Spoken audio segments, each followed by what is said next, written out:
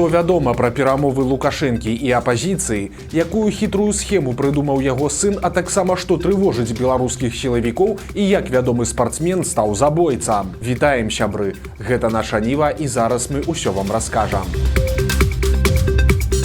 Трывожная актыўнасць сілавікоў. У Беларусі пачалі фарміраваць новую брыгаду сіл спецыяльных аперацый, якая будзе базавацца ў Гомельскай вобласці непадалёк ад украінскай мяжы. Пра гэта паведаміў камандуючы сіламі спецыяльных аперацый генерал Вадзім Дзенісенка. Вось яго цытата. На сённяшні дзень гэта самы неспакойны кірунак, які падтрымлівае ўсіх нас у тонусе. Таму было прынята рашэнне аб стварэнні там асобнай дэсантна-штурмавой брыгады. І вось на сёння мы ўжо пачалі яе фарміраванне. Ужо быў сфармаваны адзін з батальёнаў. Канец цытаты. Акрамя таго, у склад сіл спецыяльных аперацый ужо ўвайшоў зенітна-ракетны полк, а ў гэтым годзе будзе створаны яшчэ і рэактыўна-артылерыйскі. Ён гатовы дзесьці на 70%.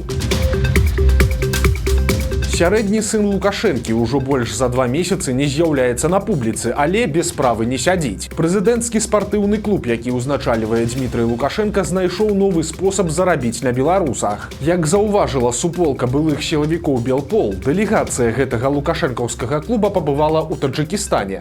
Там яна правяла шэраг сустрэч з кіраўніцтвам кампаніі пад назвай «Авеста Груп». Гэта адна з найбуйнейшых і найбольш уплывовых кампаній краіны, якая ахоплівае мноства сфер, ад машынабудавання і харчовай прамысловасці да фінансаў і лагістыкі. Адзін з праектаў таджыкскай кампаніі лукашэнкаўцы цяпер хочуць укараніць у Беларусі. Гаворка ідзе пра сістэму рэгістрацыі мабільных прылад «Імэй», якая дазволіць цэнтралізавана кантраляваць увесь мабільны рынак краіны. Любы тэлефон, які ўвозіцца ў Беларусь, за асобную плату павінен будзе прайсці рэгістрацыю пра структуру падкантрольную прэзідэнцкаму спартыўнаму клубу. На сённяшні дзень у Беларусі не існуе цэнтралізаванай дзяржаўнай альбо прыватнай структуры, якая займаецца абавязковай рэгістрацыяй нумароў мабільных прылад.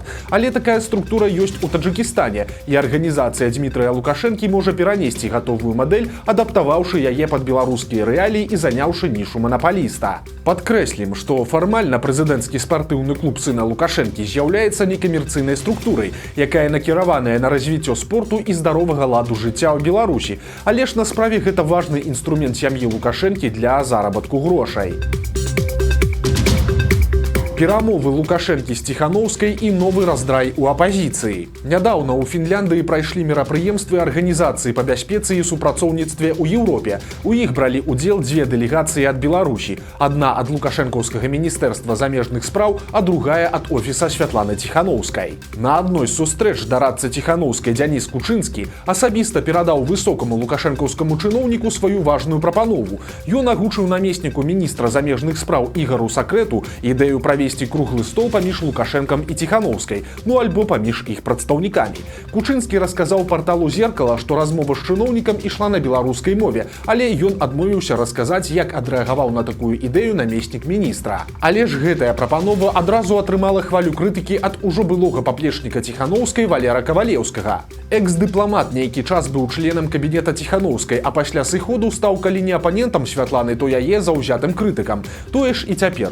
Кавалеўскі назваў ідэю круглага стола правакацыйнай. Ён заявіў Белсату, цытата: «Офіс фармулюе абсалютна невыканальныя на сёння умовы, перамовы з Ціханаўскай, спыненне рэпрэсій і вызваленне ўсіх палітвязняў». Канец цытаты. Кавалеўскі кажа, што замест правакатыўных заяў трэба весці працу з лукашэнкаўцамі найперш не публічна, бо інакш сітуацыю не зменіш. Таксама порцыю крытыкі за свае гучныя заявы атрымалі і Павел Латушка з Сяргеем Ціханаўскім. Кавалеўскі звяртае ўвагу, што словы Ціханаўскага пра Лукашэнку на кол зусім не выглядаюць як гатоўнасць да перамоў.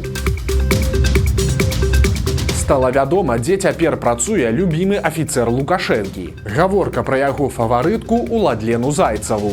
Дзяўчыне ўсяго 27 гадоў, і яна родам з Магілёва, з самай звычайнай сям'і. Маці працавала на Магілёў-хімвалакно, а бацька даслужыўся да капітана міліцыі, але ў 2003 годзе трапіў пад скарачэнне. Калісьці сама дзяўчына атрымала пагоны. Скончыўшы Магілёўскі дзяржаўны універсітэт, яна ўладкавалася на мытню. Паралельна Уладлена займалася ў мясцовым цэнтры моды, і яе клікалі на розныя ідэалагічныя мерапрыемствы. Напрыклад, вынесці хлеб-соль ці перадаць чыноўніку сімвалічны ключ ад новай паліклінікі. Але Але ж пасля конкурсу «Міс Беларусь» жыццё афіцэра Зайцевай кардынальна змянілася. Яна хоць і не выйграла карону каралевы, але атрымала, напэўна, больш каштоўны для сябе прыз – увагу Александра Лукашэнкі. Ужо праз некалькі месяцаў Зайцева танчыла разам з Лукашэнкам на рэспубліканскім бале моладзі, а потым яны неаднойчы з'яўляліся на публіцы разам, апошні раз на канцэрце ў Александрыі. Цяпер жа высветлілася, што дзяўчыне знайшлі працу ў адміністрацыі Лукашэнкі.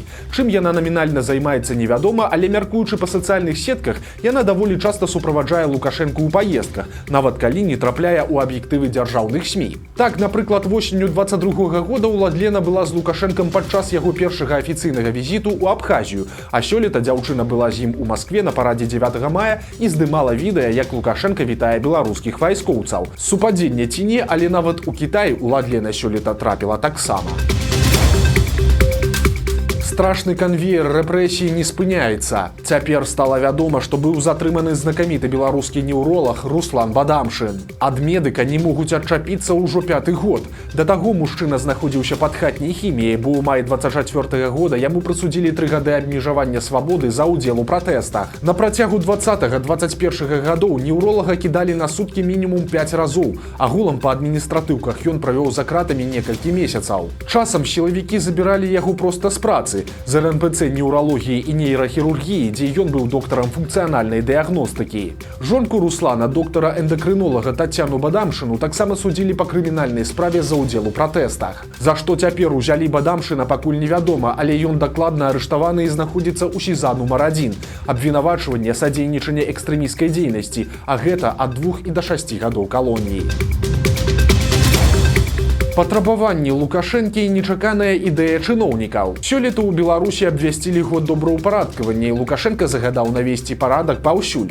Чыноўнікі, як звычайна, узялі пад казырок, але некаторыя вырашылі праявіць ініцыятыву. Напрыклад, памочнік Лукашэнкі па Гомельскай вобласці Руслан Пархамовіч прыдумаў наступнае. Ён хоча, каб жыхароў шматпавярховікаў прыцягвалі да ўборкі двароў і калядамавых тэрыторый. Цяпер так званы губернатар Гомельшчыны Іван Крупко думае, як усё гэта рэалізаваць. Цытата. Практыку акцыі «Чысты чацвер» можна перанесці на выхадныя дні і запрасіць жыхароў шматпавярховак да сумеснага навядзення парадку. Канец цытаты. Але застаецца незразумелым, ці будуць такія работы добраахвотнымі і што будзе, калі іх праігнараваць.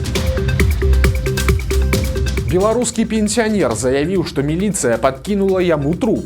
Неверагодная гісторыя адбылася на Валожыншчыне. Там судзілі 76-гадовага мужчыну, які выпіваў са сваім дарослым сынам, а пасля па класіцы адбылася сварка, бойка і 2 удары ножом. Па выніку сын сканаў на месцы, але ж на судзе пенсіянер агучыў нечаканую версію. Па яго словах, ніякай бойкі не было, і пасля п'янкі сын спакойна паехаў на працу, а яго нежывое цела, па версіі бацькі, пасля падкінулі ці то міліцыянты, ці то другі сын. Вясковец прыдумаў нават арыгінальнае апраўданне слядам крыві. Гэта, маўляў, ад таго, што ён гатаваў пячонку. Праўда, суд у гэта не паверыў і надоўга адправіў мужчыну за краты. Пенсіянеру далі 10 гадоў калоніі ўзмоцненага рэжыму.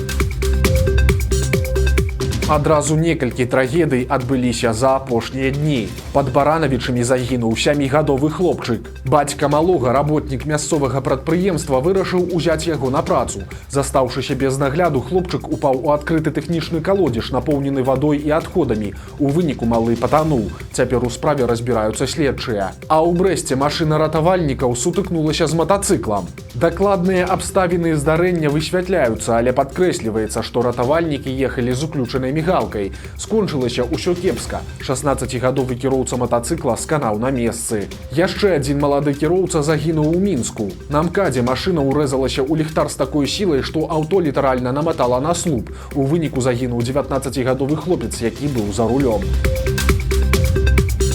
Асцярожна, цяпер беларусаў дураць з дапамогай Лукашэнкі. У інтэрнэце з'явілася рэклама нейкай першай дзяржаўнай платформы, нібыта створаная для інвестыцый па асабістым указе Александра Лукашэнкі.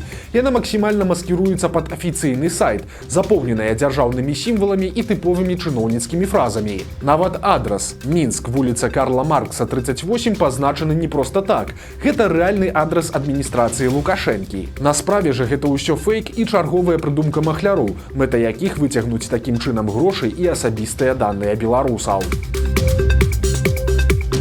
Што горш, напісаць каментарый пра Лукашэнку альбо некалькі гадзін збіваць і катаваць жанчыну. Адказ, падобна, можна ўбачыць у рашэнні суда Крупскага раёна. Там разглядалі справу мужчыны, які па п'яні здзекаваўся са сваёй сужыцелькі. Цягам 5 гадзін ён біў яе рукамі, нагамі і нават крэслам, а таксама падносіў да шыі запаленую газавую гарэлку, кідаў у яе замарожаныя прадукты і цягаў за валасы. Вырак можа вас здзівіць, бо ў калонію агрэсар не паедзе, а застанецца дома. Мужчыну далі 3 гады хатняй хіміі, штраф у 1260 рублёў, а таксама яго абавязалі прайсці лячэнне ад алкагалізму. Міліцыя зноў страляе. Цяпер у Мінскай вобласці. Непадалёк ад Клецка даішнікі не змаглі спыніць парушальніка і вырашылі ўжыць табельную зброю. Толькі пасля стрэлу па колах машына спынілася і аказалася, што за рулём быў 17гадовы падлетак без правоў кіравання. На маладога чалавека склалі 6 адміністрацыйных пратаколаў, якія перададзеныя ў камісію па справах непаўналетніх, а яго машыну адправілі на штрафстаянку.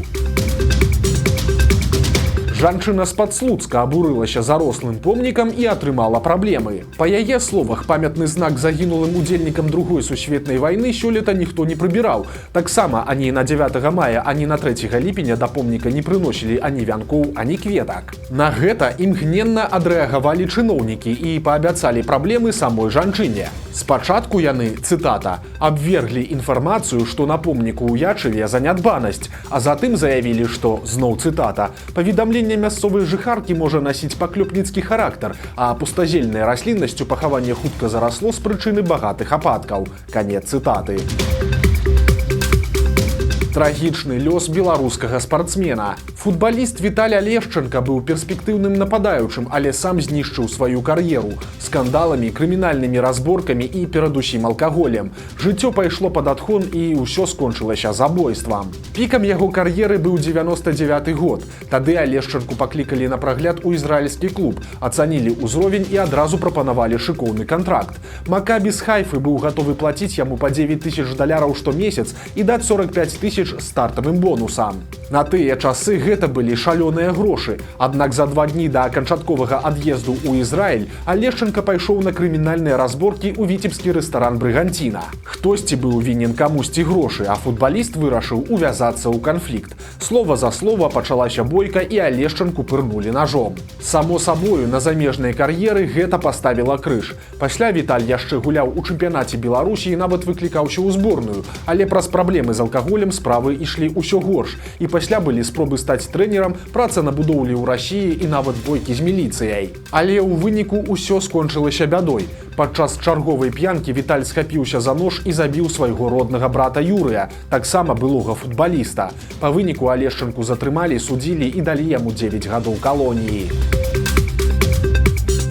Беларускі блогер параўнаў кошт адпачынку ў папулярным санаторыі «Радон» у Дзятлаўскім раёне з падарожжам на кітайскі востраў Хайнань. Вынік здзівіў многіх, бо атрымліваецца, што танней паляцець на іншы канец свету, чым правесці 2 тыдні ў беларускай здраўніцы. У сваім відэа мужчына здзіўляецца, што пражыванне і харчаванне ў санаторыі каштуе 218 рублёў у дзень на чалавека, і гэта без лячэння ці люкса. За 2 тыдні атрымліваецца прыкладна $2150 з чалавека. А вось пуцёўка на Хайнань на дваіх з пералётам і гатэлем каштуе прыкладна $2600. У сацыяльных сетках людзі актыўна абмяркоўваюць гэтую тэму. Адныя абураюцца, што санаторыі сапраўды становяцца недаступнымі для звычайных беларусаў з пенсіі ў 600 рублёў. Іншыя адзначаюць, што, нягледзячы на высокія цэны, месцаў у папулярных санаторыях усё адно не хапае. Пры гэтым цэны ва ўстановах Брэсцкай вобласці пацвярджаюць тэндэнцыю. 2-тыднёвы адпачынак у санаторыях Бярэсце, Ружанскі ці Сонечны каштуе ад 650 до $900 на чалавека. Найбольш даступны варыянт санаторыі «Надзея» ў Жабінкаўскім раёне абыдзецца ў 1352 рублі за 2 тыдні. Парадак цэнаў тлумачыцца проста. Беларускія санаторыі ўсё часцей арыентуюцца не на мясцовае насельніцтва, а на замежных кліентаў, перадусім з Расіі. Вось такія навіны панядзелка. Подписывайтесь на канал, ставьте лайки альбо дизлайки и выказывайте заўвагі ў каментарах. И, конечно, читайте нашу Ниву, глядите нашу Ниву и любите Беларусь. Сустрэнемся завтра.